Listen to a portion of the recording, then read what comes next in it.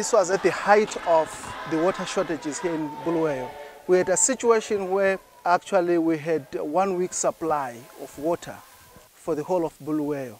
I think it must be understood that most of this region, the western part of the country, is a drought-prone area. In fact, for the last 10 years, we have not been having sufficient water. It was drought.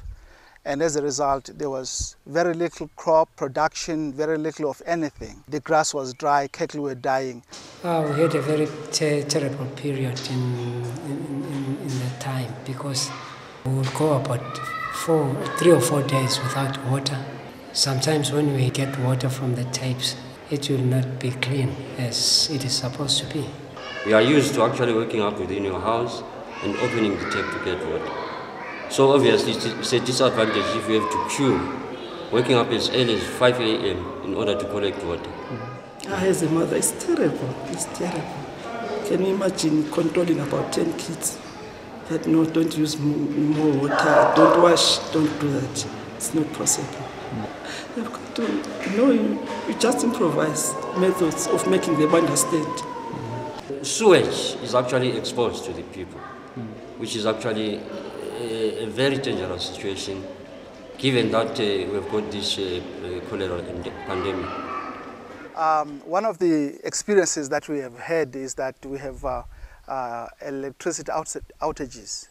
At any time, electricity might go off, and you might spend about 4 hours or so without electricity, 5 hours. In some communities around Bulawayo, they have stayed for days without electricity. And that has really become a big, serious problem for city dwellers. This is basically our feed. We have a very good crop this year. In fact, we have never had such a crop in 10 years' time. For the first time in 10 years, we have a really nice crop in this field, which is very excellent. And right here in this field is where we drilled a borehole using funds that were left here by the colonial delegation, which came here in 2006, which was led by our brother Pakisa. Right here is the borehole. It's 65 meters deep. This was at the height of the water shortages here in Bulawayo. So we have a very good supply of water in here. So this is the pump. And definitely right now, I think the water is running. You can actually see there is good pressure, which is a sign that there's plenty plus water here.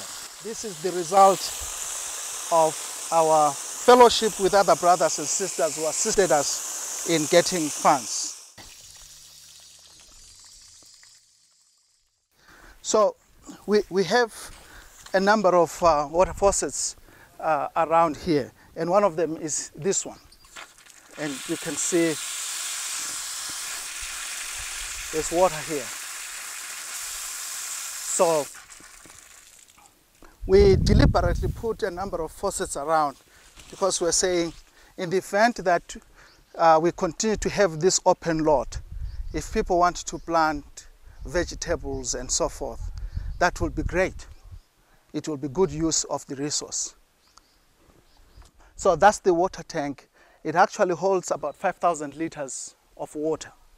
And the idea basically is that once we have filled that tank, even if we switch off the pump, in those times of need, there can still be a supply of water in this.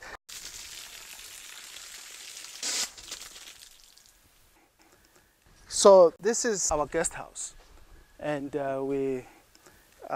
it's open for Christian groups. They come here, some come here and stay for 2, 3 days, 4 days, depending on what they are doing.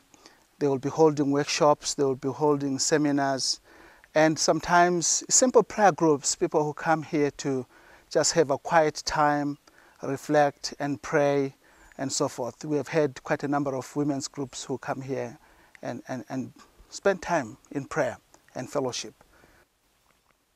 There are no dams around, so it was very important for us to actually make sure that there's a good water supply here. And let me just point out something that is very important.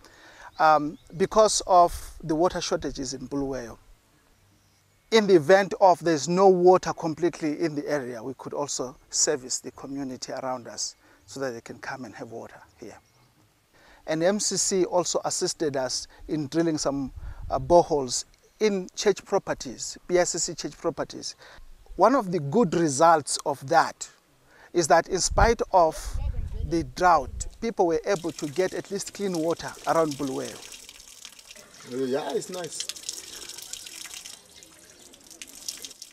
You have heard of the cholera crisis that has hit the country, and Bulawayo has been one of these cities that has not experienced a lot of cholera because people are having good water in the city as a result of the boreholes that were drilled not only by MCC but also by World Vision.